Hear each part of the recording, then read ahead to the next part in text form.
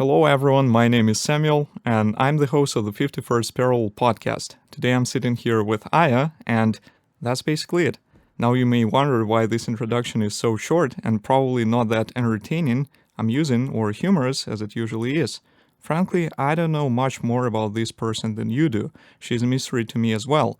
But you know what? Something tells me that there's a lot of things we can discuss. Let's find out.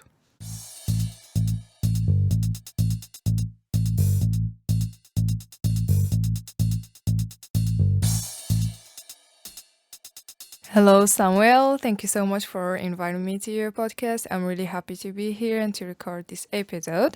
Indeed, I have many things to talk about, hopefully, and let's hope that the podcast will be fun. Okay, yes.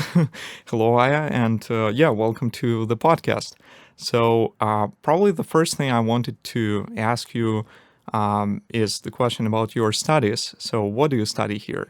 Okay, so I basically study molecular biology and genetics. I'm doing a Bachelor of Science in molecular biology and genetics, but I study in Turkey. Here I came as an Erasmus student and I'm enrolled in the chemistry faculty. Yeah, so I'm taking courses from the chemistry faculty. That's basically it. Mm-hmm. And how is it going? Do you like it? Yeah, I really like it in here. I like the education system in here, like professors and everything is... Even though I'm taking master classes, to be honest, they are kind of harder than bachelor classes, obviously, but I feel like I'm learning a lot from people who have more knowledge than me. So I'm really enjoying it, especially laboratories. They're well equipped and assistants in the labs, they just let us do the experiments by ourselves, which is a new thing to me. So I really feel like I'm learning a lot. Mm-hmm. So how was it in Turkey? Do they just do they perform experiments?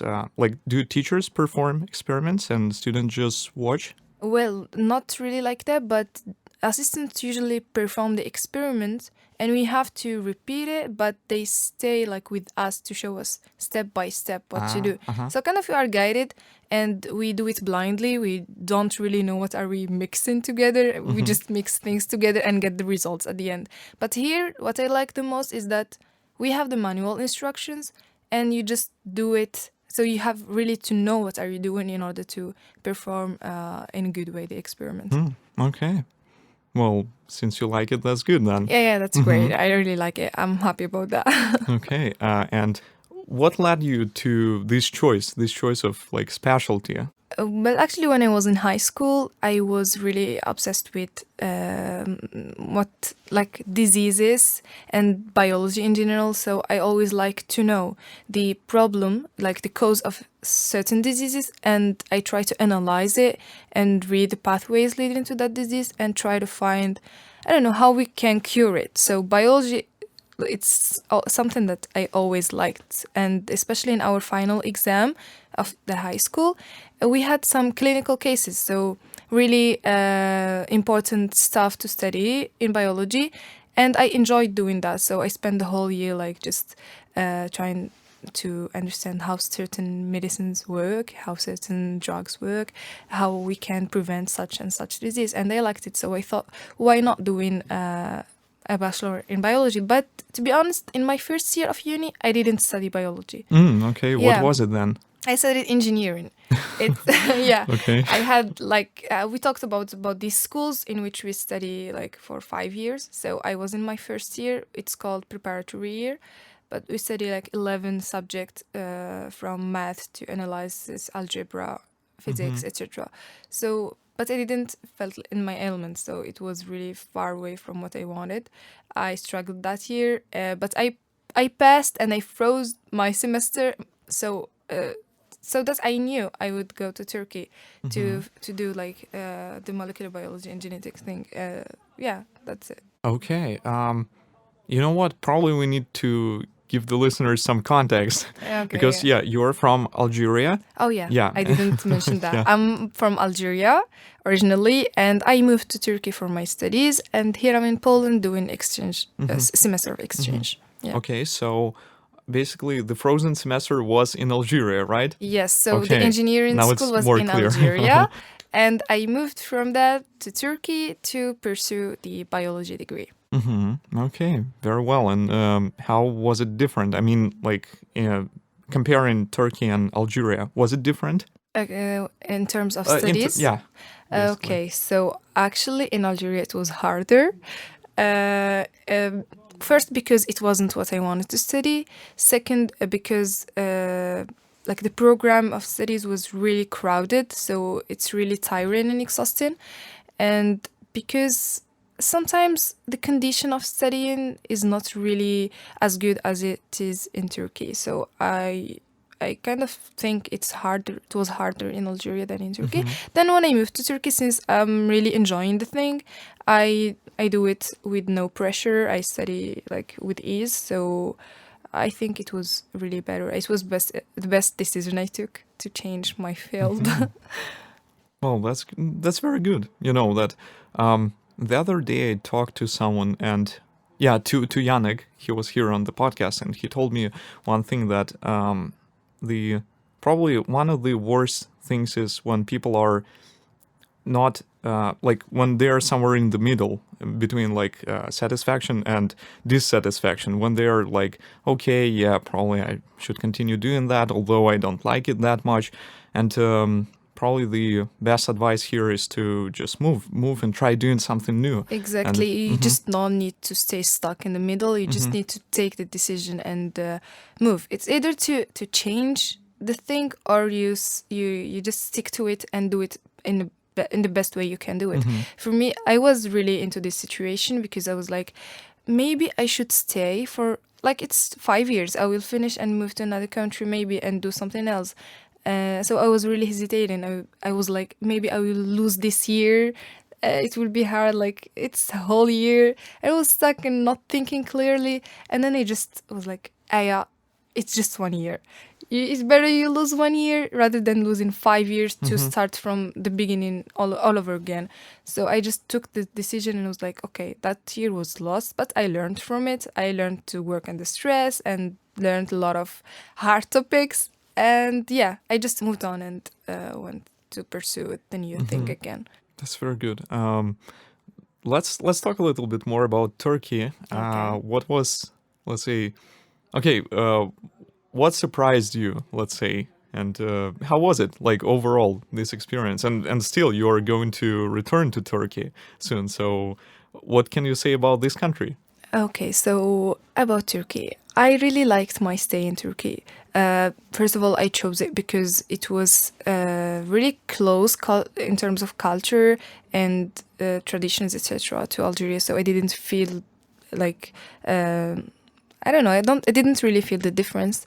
So it was quite good. I adapted quickly, and the thing is, the people there are really generous and really kind. So I love that about them. So they were always helpful and trying to make things easy for you. So that's one thing that made me happy for like choosing that country. Also, when it comes to cities, it's true that one thing I didn't like is that the English language is not really widely spread there, so it's struggle to live without knowing their language, the Turkish language. Yeah. So it's even though my studies are in English, I had to learn the Turkish language because otherwise you cannot really live in peace. And they sometimes there are some old people, they get mad if you speak to them in English. Like you are in our country and you are not speaking our language, so it's really not comfortable to speak English with older people. Other than that, everything was kind of good, even though like recently with the inflation, etc., everywhere it's affected, but in Turkey it was really, it had a really big effect on it. Like the economy went down and you heard about the earthquake, I guess. Yes. So there were many disasters recently. I pray that this country will get safer and better soon. Yeah. Okay, yeah, I see. And how hard was it to learn the Turkish language? Actually, at first, since I knew my studies were in English, I didn't really care about it, so I didn't get enrolled in any language course or something like this. But when I came to the realization that I really needed to learn it, I figured out, okay, it wasn't that hard because it has a lot of Arabic words in it, and my native language is Arabic, so these words were like easy for me. And then they have French words as well, and they know French, so it's like combination of many languages. So the more languages you know, the easier Turkish is for you. So Okay. and then I had like a flatmate who is like fluent in Turkish, even though she's Algerian like me. Hi Noor, by the way. So we tried to practice together, and not all the time, but we tried to practice together. So I improved my Turkish with her, and also I tried to just go in the to markets, for example, in the middle of Turkish people, and try to speak even like with making mistakes, etc. With this, like, I could really manage to learn the language. Yeah, and now I have a flatmate who is Turkish, and I'm planning to improve my language again with her. Okay. Yeah. Wow. Okay. Well, that's a good approach. I mean, that you actually did some things like, yeah, you would go to some public places and talk to people. That's very good. Actually, it needed a lot of courage, but I Mm-hmm. had to do it. Good job. Good job then. Thank you. Yeah. So you said something different. Like you said that the Turkish language also has some French words, and since Algeria got its independence from France in the past century. So I just wanted to ask you: do you speak French? Yeah, actually, I speak French. Oh, Yeah, it's okay. our second language. Mm-hmm.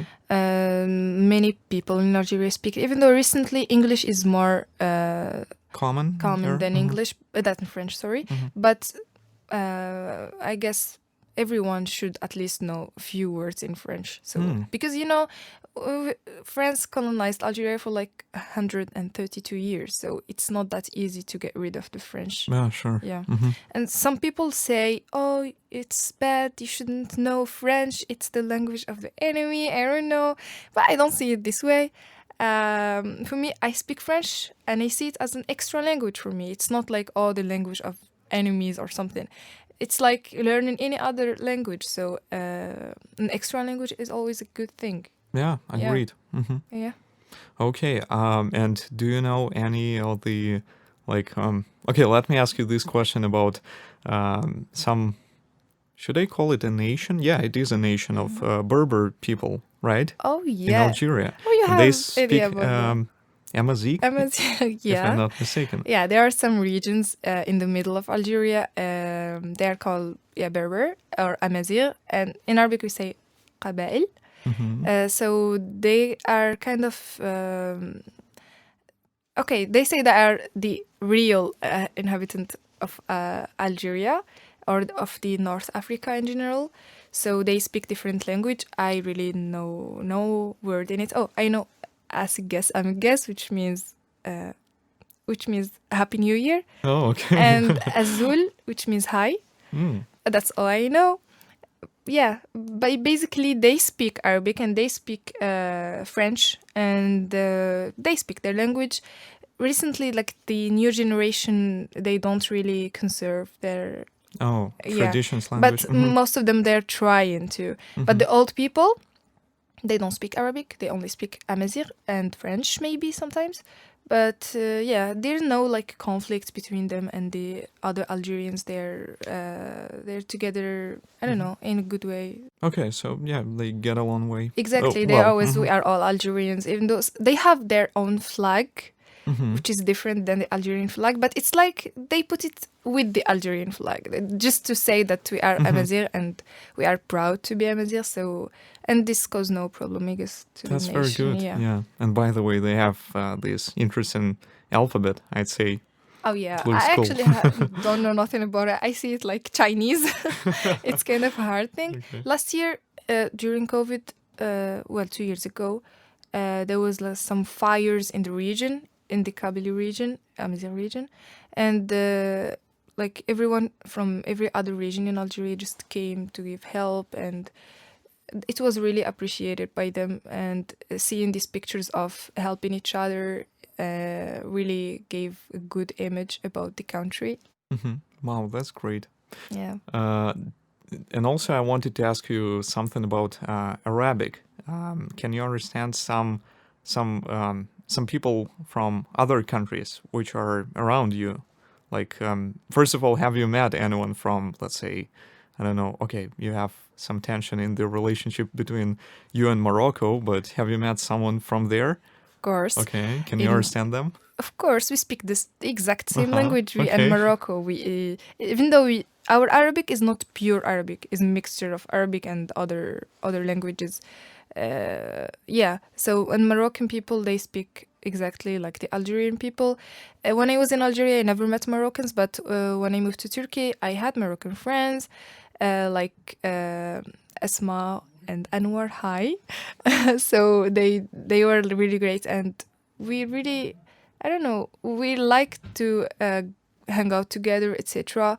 They are, how do you say, since we can understand each other, we really have fun together, and we have some sayings that we only can understand. Okay. So Yeah. it's like, I don't know, I don't understand the political issues because it's only political. Otherwise, the people, they really go along together. Like, we really like the Moroccans, and Moroccan like us, and they always welcome us if you go to Morocco. Mm-hmm. We are always welcoming them if they come to Algeria, and everywhere around the world, we're just helping each other and like to be together. To be honest, they are our favorite nation. Okay. Yeah. Wow, that's wonderful. Yeah. I hope one day this conflict resolves. So yeah. Yeah, I hope so, because they closed the borders, Yeah. and even with flights now, you can't go to Morocco unless you pass by France. Mm. So it's really complicated, and a lot of families actually, they are half Algerians, half Moroccans, so they are now split, and that's really bad. It is. It is. So yeah, back to Arabic language. So where's the line? Like, basically, okay, can you understand anyone speaking Arabic, or there is a certain, let's say, line where beyond that line you cannot understand these people? There is something they should know. People from North Africa who speak Arabic, they can understand people from the Middle East, but people from the Middle East, they cannot understand people from North Africa. They tell us, you're not speaking Arabic, you are just speaking other languages mixed with French. But yeah, I actually can understand them because their Arabic, their dialect is close to the Fasih Arabic, which is the real Arabic.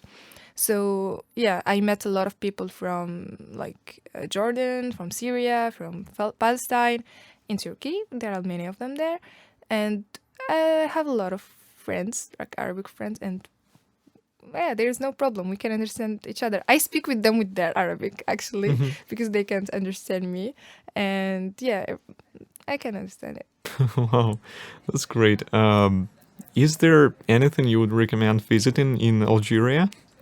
Of course, I would really recommend, because they say Algeria is the country continent. Okay, yeah, because that's the biggest country in Africa, right? Yes, and the 10th big country in the world. So it has really multiple environments. So you can see the snow, you can see the desert, and desert of Algeria is among the biggest and the best. Like in terms of Best in what sense? yeah, in terms of like the views, etc. Oh, okay. Yeah, so it's really good, and visitors from Europe usually and from United States, they come to visit the Algerian desert.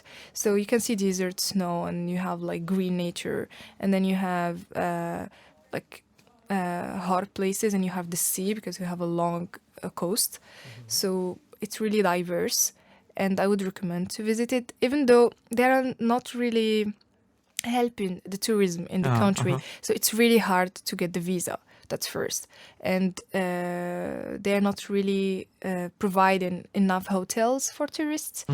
So basically, they're not encouraging the tourism in the country. There is no like platforms that are they are required for the tourism. They just not yet, I guess.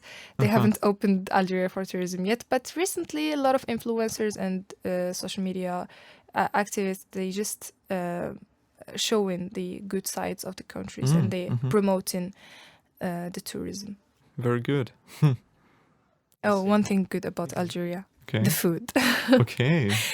It's really diverse, and you just walk few kilometers, and again, everything is changed. Even the food is changed, and every region has its own like special food. We have, of course, the foods that are common, but every region has like specialty, Mm-hmm. and everything is just delicious. I miss that. Okay. I see. How was it in Turkey? Even the Turkish kitchen is famous, but I definitely I'm not fun. Ah, okay. Yeah. So you prefer your food. I Okay. prefer our food. Yeah, Okay. That's very I good. like kebab and some similar stuff, but other than that, I'm not really fun. Even though like other people they might like it, but personally I don't. I see. Yeah. By the way, I just recalled what I wanted to ask you. So, yeah, for you it wasn't like surprising when you, or probably it was, but still not that surprising when you came to Poland and saw snow. Have you seen snow right here? Like, Here. was it cold here when you came? Yeah, I was cold, and I've seen snow, but it wasn't really like a lot of snow. Oh, okay. Yeah, Yeah. it was snowing, but not really in big amounts. Mm-hmm. Yeah. Okay. But I have seen snow before, like in Algeria, in my region. I live in Constantine.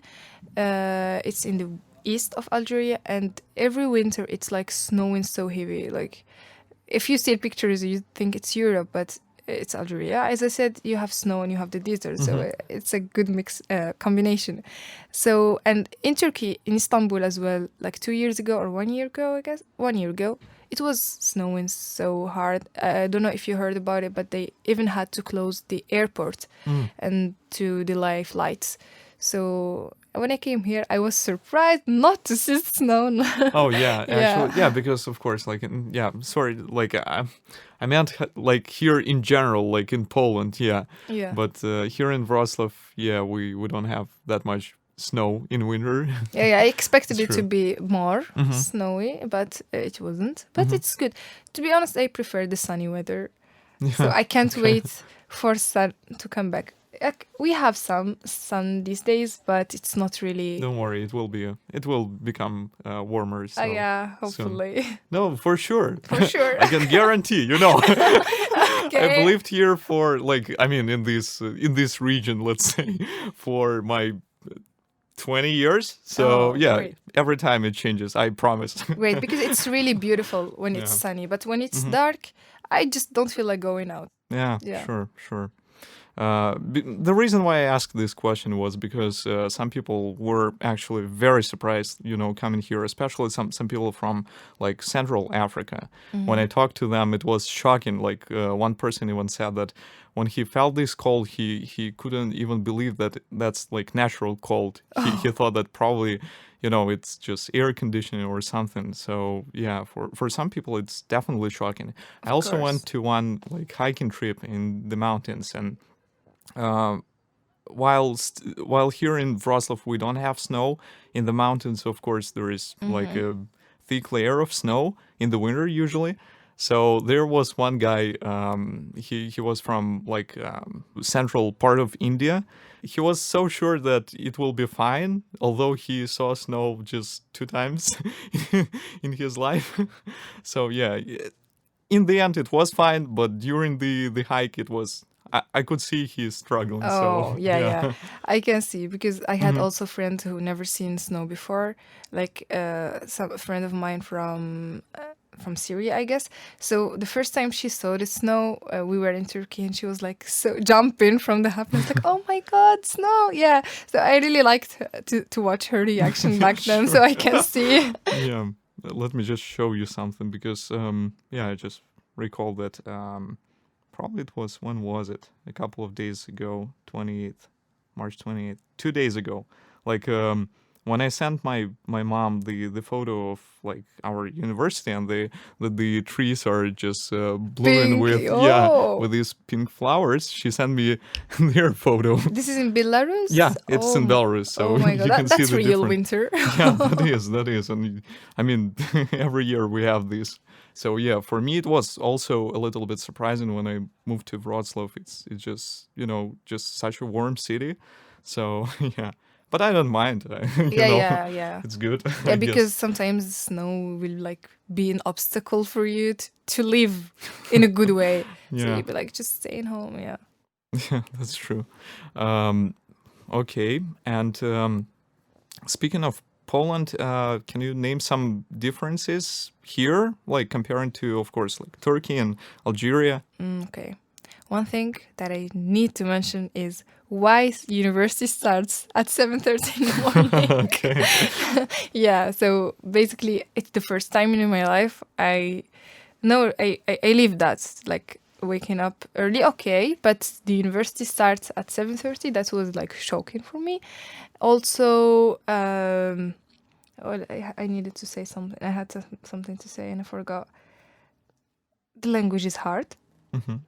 It's really hard. And all you hear is shoo, shoo, shoo, shoo. Yeah, and I can't get it. As some people describe, just a broken radio, right? Yeah, it's like exactly. That's the right way to describe it.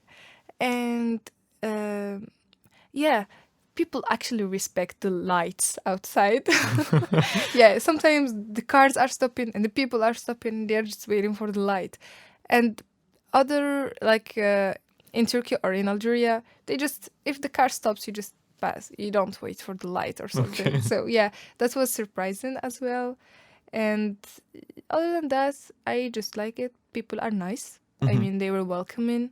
They when I came, like I came to Warsaw and then I came to Wrocław. So I was struggling with my luggage, but they just helped me, picking with me, etc. And I arrived like in a safer way. So I had a really good first impression. That's very good. Yeah. That's very nice. What about Wrocław? Do you like this city? Yes, Mm-hmm. absolutely. I love it because basically I love whatever is ancient, and that seems really, this architecture that is Gothic, and buildings are just ornate and they feel classic, so you feel like you are in ancient world. Okay. And I love that. I love the vibe it gives. Like I don't know, it's just beautiful. Yeah, I Absolutely, the cannot rivers. agree more. Yeah. Yeah, the rivers and the bridges as well. They are well built. The architecture is just amazing. So yeah, every time I go out, I just pick my phone and start picturing videos and pictures. Even though I took it before, but I need to retake it again just because every time I see it, I just love it again. Mhm. Yeah, sure. The same for me. It's the same with the mountains. So yeah, occasionally I would go to the mountains, and even though I saw these mountains before, I just still like to take some pictures Oh yeah, because every time it's something different. exactly. So basically, you like hiking. Yeah, sure. Yeah, that's Probably, obvious. probably that's connected to the fact that in Belarus we don't have mountains. So yeah, when I Oh, came here, I was like, wow, that's really good. that's really Great. great. Hmm. So yeah, do you like hiking? Actually, I don't know because I Okay. didn't try before, and until I came here, the first trip it was that bear Yeah, cave Bear trip, Cave. We went and to. I liked it. And I guess when there are people around you who like the thing, like the hiking, etc., you would love it as well. But it wasn't a common thing back in Algeria. But now it's really common. Now everyone is, as they are promoting like to tourism, etc., they are just hiking the mountains and going together. And yeah, I see their picture, and I say it must feel good. It must be good. And once I tried here, the beer cave, I really liked it. So maybe I would go again somewhere Okay, to some mountains. Yeah, very good, very good. And but you also, I mean, yeah, of course, you have some mountains in Algeria, right? of course. Hmm. There are like okay, Atlas Mountains. Do you know them? Um, They are from the Morocco till oh yeah, this Algeria. mountain range, right? Yes, Hmm. so there are these, and there is like Georgia Mountain. So they are really high mountains, and that there where people like, go hiking. Yeah, and they're really really good. Hmm. Okay. Hmm. Another thing, just that I just recalled that in Algeria you also have like 90% of the population living close to the The coast. the coast, the sea line. Yes, that's Hmm. true. You go to Sahara, which is the desert, and it's almost empty. Mm-hmm. So the population is just concentrated in the north, Mm-hmm. because that there where opportunities are, like job opportunities and how do you say, good life conditions are. In the desert, it's quite hard Of to course. live, of Mm-hmm. course. So Is that's why. there any like infrastructure, like roads or Of course, something? there Mm-hmm. is a road from the capital until the end point of the desert, and there is train that goes from the north until the desert. So it's kind of nowadays it's easy to go to the desert. Mm-hmm. It's not that hard, but still the life would be in the north. The population of Algeria is around 40 million. So yeah, sometimes it's harder. It's hard for the government, I guess, to provide like accommodation for everyone. Mm-hmm. It's hard to build enough buildings for everyone since they are all in the north. But I guess it's going well for now. Mm-hmm. Okay. So let's get back to your like specialty and what you study. What do you plan to do in the future? Do you want to work like with in this drug production, or more with some other aspects connected to genetics or molecular biology? Okay, so basically my field of study, like it's developing a lot. It's I don't know, many now researchers and scientists are focusing on the molecular level, so, and the genetic level, translational genetics. It's like nowadays getting like very famous. As for instance, like the mRNA vaccine from Pfizer and Sputnik, etc. So they're using mRNA instead of the classical vaccine. So a lot of companies now, and biotech companies, especially in pharmaceutical companies, are focusing on the molecular level of the biology when it comes to biology.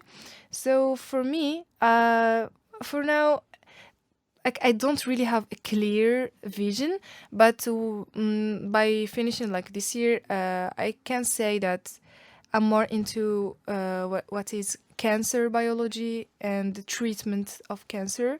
So maybe in my master's I will go for that, like cancer therapeutics or cancer immunotherapy. So we would like diagnose the cancer, we would identify the cancer cells, and then try to find pathways that are triggering this disease and attack them, like with using some drugs or vaccines as well, because now it's possible to create a vaccine against cancer, not just infections. So the idea in my mind and project I really want to realize is creation of this unique vaccine that can be helpful to cure as many cancer types as possible, because each one is different than the other and each has unique features. So for now, I just want to go into research field and continue with cancer immunotherapy. Okay. I mean, since you like it, that's really good. Yeah, it's really interesting and wide field. Yeah. And yeah, I believe you'll find your way in the future. Thank you so much. Yeah, I hope so. Okay. And probably the last thing I wanted to ask you, like whether you have some. We talked a little bit about Polish, and you said that's a really hard language for you to learn. So do you have some Polish courses provided by the university, or how is it? Like, I'm taking a Polish course. Yeah, I learned some words like chest, sosłychać. Okay. Yeah, something like this. Learn numbers, etc. So it's A1 level, of course. Actually, I like it, but I feel like the teacher is treating us like we have an A2 level in Polish. So sometimes she forgets about herself and starts only talking Polish, and we'll be like, "What are you saying?" So yeah, but basically, I'm learning from it. So all I need is the basic Polish, because what I like in here as well is that everyone basically speak English, so you don't find any struggle, especially young people and even old people. They really speak really good English, so I didn't find any struggle. Like in the contrary, like in Turkey, they didn't speak English, but here, since they do, I'm not really having a hard time communicating with everyone. Okay, that's That's amazing. Yeah. Oh, well, thank you very much for coming to this episode. It's been a pleasure talking to you. And yeah, good luck with your studies. And Thank you. Yeah, just, good luck. Thank in you so general. much. I would just say something to anyone who would like to try the Erasmus experience. Just go for it. Don't think twice. If you just have any chance to go abroad, anywhere, even if you are from anywhere, you just try it. It's a really good experience to have. Yeah, that's a good thing to mention. Thank you so much again for hosting me. That was really a pleasure to be here with you. Thank you. Thank you for coming. And yeah, let's say goodbye to our listeners. So goodbye to everyone. Goodbye. This episode was recorded at Radio Luz, LUZ on campus of Wrocław University of Science and Technology. You can find more episodes on our YouTube channel as well as on various other platforms connected to Radio Luz. You can write to us to 51st.peril.podcast@gmail.com, which is 51st.parallel.podcast@gmail.com. Thanks for listening and see you next time.